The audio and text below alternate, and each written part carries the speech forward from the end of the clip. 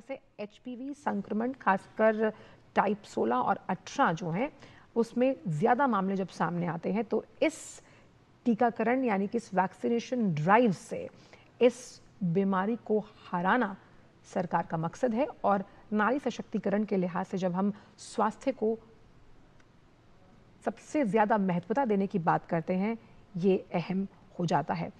वैश्विक लेवल पर भी भारत की भागीदारी इस एचपीवी टीकाकरण की वजह से है, क्योंकि एचपीवी टीकाकरण को अपनी राष्ट्रीय टीकाकरण योजना में भी शामिल किया गया, जो भारत की वैज्ञानिक प्रमाणों और सुदृढ़ नीति के आधार पर स्वास्थ्य सुधार की दिशा में किस तरह से लगातार बड़े बड़े कदम भारत रख रहा है, ये उसे सुनिश्चित करता है। साथ ही बेटियों के सुरक्षित और संरक्षित भविष्य की ओर ये एक बड़ा कदम है, क्योंकि हम मानते हैं कि जिस तरह से बालिकाएं स्वस्थ होंगी तभी परिवार, समाज और राष्ट्र मजबूत बनेगा।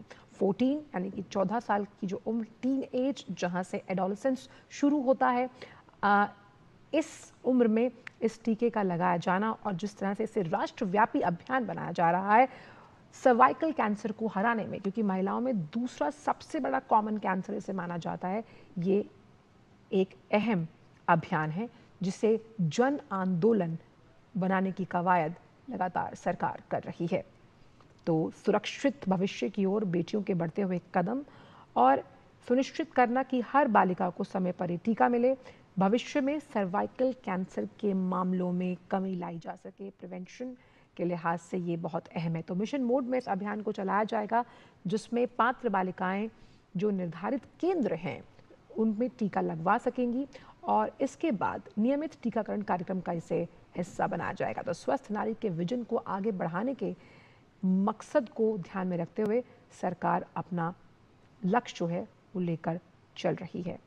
तो करीबन 1 करोड़ से ज़्यादा जो 14 वर्ष की बालिकाएं हैं उनके सुरक्षित और संरक्षित स्वस्थ भविष्य के लिए भारत में महिलाओं में दूसरा सबसे बड़ा आम कैंसर से माना जाता है। जो बालिकाएं हैं उनसे अनुभव सुनते हुए प्रधानमंत्री यहाँ पर नजर आ रहे हैं, तमाम बालिकाएं जिनकी उम्र 14 वर्ष के आसपास है। और ये टीकाकरण राष्ट्रव्यापी अभियान जो है, कैसे जब हम आधी आबादी की बात करते हैं उसे सुरक्षित भविष्य देने की दिशा में एक बड़ा कदम माना जा रहा है।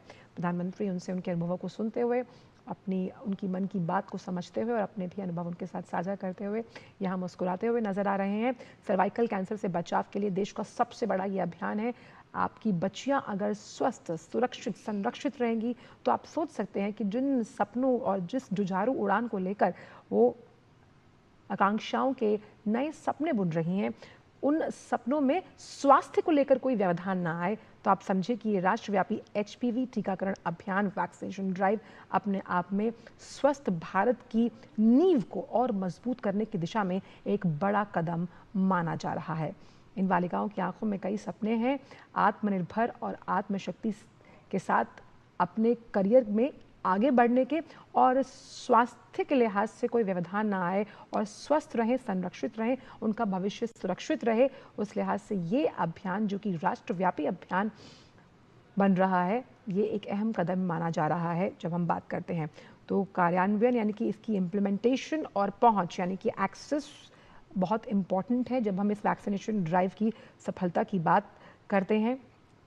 और ये इस वैक्सीनेशन की जो उपलब्धता है वो सरकारी स्वास्थ्य केंद्र, आयुष्मान आरोग्य मंदिर और मेडिकल कॉलेजेस में इसकी उपलब्धता को सुनिश्चित किया जाएगा। और इसलिए सोशल मीडिया प्लेटफॉर्म्स पर भी जन जागरण करते हुए कैसे ये एक ऐतिहासिक कदम है जहां 14 साल की लड़कियों के लिए राष्ट्रव्यापी एचपीवी जो टीकाकरण है उस अभियान की शुरुआत की गई है, क्योंकि सर्वाइकल कैंसर मुक्त भविष्य की ओर ये एक निर्णायक पहल, निर्णायक कदम जो देश के सर्वांगीण विकास की ओर आगे बढ़ता हुआ नजर आता है। क्योंकि स्वास्थ्य के क्षेत्र में ये युगांतकारी बदलाव लाना जरूरी है और इस वैक्सीनेशन ड्राइव को जन आंदोलन बनाया जा रहा है सरकार द्वारा, जहां पर जो 14 वर्ष की किशोरियां हैं उन्हें ये टीका लगाया जाएगा। 1 करोड़ से ज़्यादा जो लड़कियां हैं उन्हें ये जो वैक्सीनेशन है वो मुफ्त में लगाई जाएगी।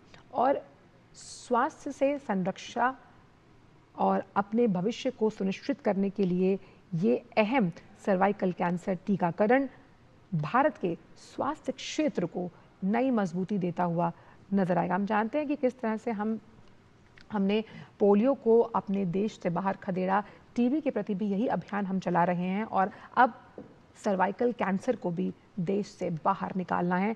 उस लिहाज से ये बड़ा कदम माना जा रहा है। सर्वाइकल कैंसर को जड़ से उखाड़ने के लिए सरकार की ये कवायद स्वास्थ्य के लिहाज से बेहद अहम मानी जा रही है।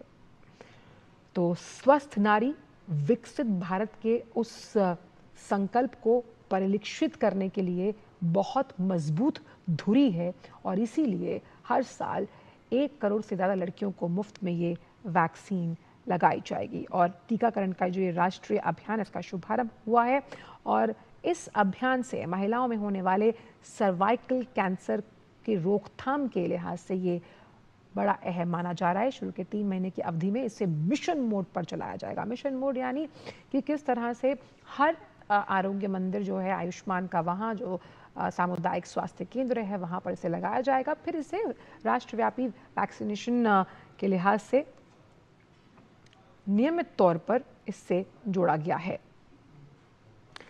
और कैसे जब हम टीकाकरण अभियान को जन आंदोलन बनाने की बात करते हैं, उस लिहाज से एक ऐतिहासिक कदम है राष्ट्रव्यापी एचपीवी टीकाकरण का शुभारंभ, जहां हम सर्वाइकल कैंसर मुक्त भारत, देखिए बहुत सी ऐसी बीमारियां जिन्हें बाहर निकालना है देश से, वो ज़रूरी इसलिए है कि जब हम देश की आर्थिक प्रगति की बात करते हैं, उस आर्थिक प्रगति में अहम योगदान किन का है? अहम योगदान है महिलाओं का। और ऐसे में महिलाएं अगर स्वस्थ होती हैं, आपका घर स्वस्थ रहता है, आपका घर खुशहाल रहता है। वो कहते हैं ना कि किसी घर को अगर आप मुस्कुराते हुए देखना चाहते हैं तो आप वहाँ पर बच्चियों और महिलाओं को अगर मुस्कुराते हुए देखते हैं तो आपका घर भी मुस्कुराता है। और ऐसे में अगर आप स्वस्थ हैं, हष्ट-पुष्ट हैं और इस तरह की बीमारियां जो कहीं ना कहीं जीवन लील लेती हैं, उन बीमारियों की रोकथाम के लिए जिस तरह से ये वैक्सीनेशन ड्राइव सर्वाइकल कैंसर की रोकथाम के लिए चलाया गया है, ये बहुत अहम औजार साबित होगा जब हम सर्वाइकल कैंसर के खात्मे की बात करते हैं। अब इस पहल से भारत उन तमाम देशों की सूची में शामिल है जिन्होंने एचपीवी टीकाकरण को अपनी राष्ट्रीय टीकाकरण योजना में शामिल किया है।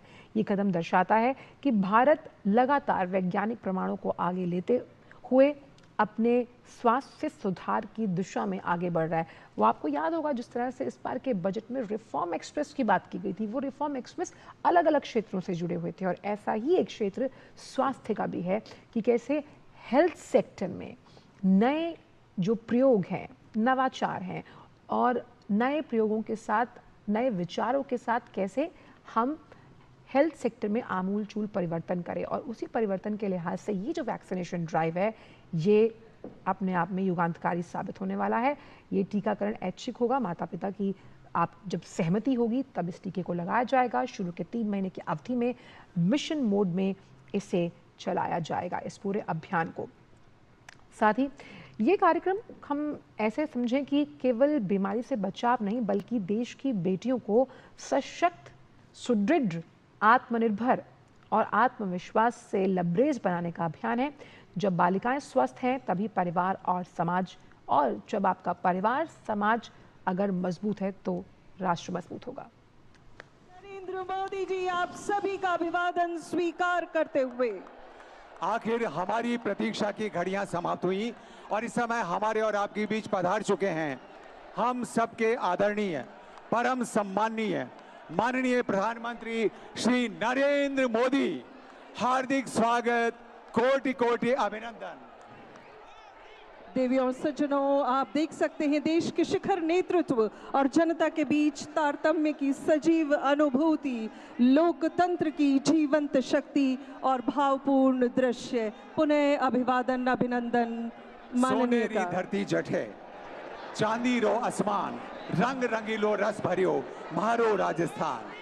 सोने सी धरती और चांदी से आसमान वाले इस राजस्थान प्रदेश में वीरों की धरती, आन बान और शान वाले इस प्रदेश के दूर दूर अंचल से आए गणमान्य नागरिकों की ओर से माननीय प्रधानमंत्री जी का धर्म नगरी अजमेर की इस पावन धरा पर, सम्राट पृथ्वीराज चौहान की नगरी अजमेर की धरती पर हार्दिक स्वागत और अभिनंदन। मान मनोहार के साथ खम्मा घड़ी नमस्कार।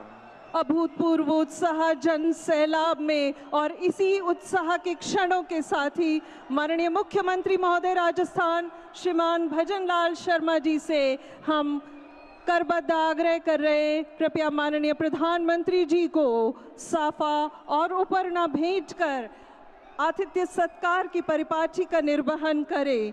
जी हाँ, कर्मयोगी प्रधान सेवक राजस्थान वासियों की भावनाओं का प्रतीक ये साफा आपको जो आन बान और शान का प्रतीक है, राष्ट्र प्रथम की जीवंत प्रेरणा हमारे राष्ट्र के शीर्ष नेतृत्व माननीय प्रधानमंत्री जी को, और उसके साथ ही राधे राधे अंकित ये उपरना, और उसके साथ ही कलात्मक मनमोहक भगवान श्री कृष्ण की ये लकड़ी की बनी हुई प्रतिमा आपको ससम्मान भेंट की जा रही है। ये सम्मान की अभिव्यक्ति है समस्त राजस्थानियों की ओर से विश्व पटल पर भारत के मस्तक को ऊंचा करने वाले करिश्माई नेता माननीय प्रधानमंत्री जी की। और अब हम आदर और सम्मान के साथ आमंत्रित करना चाहेंगे राजस्थान के जन जन के दुलारे, ऊर्जावान और लोकप्रिय मुख्यमंत्री श्री भजनलाल जी शर्मा को कि वे आज के इस भव्य आयोजन में माननीय प्रधानमंत्री जी का स्वागत करें और राजस्थान के कोने कोने से पधारे गणमान्य जन को संबोधित करें। परम श्रद्धेय श्री भजनलाल जी शर्मा।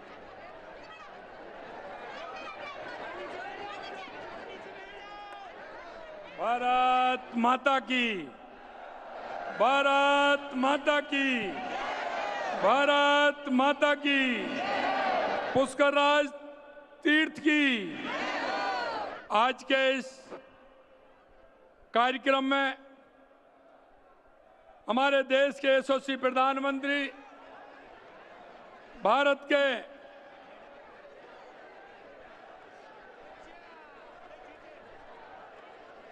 यशस्वी प्रधानमंत्री नरेंद्र मोदी जी,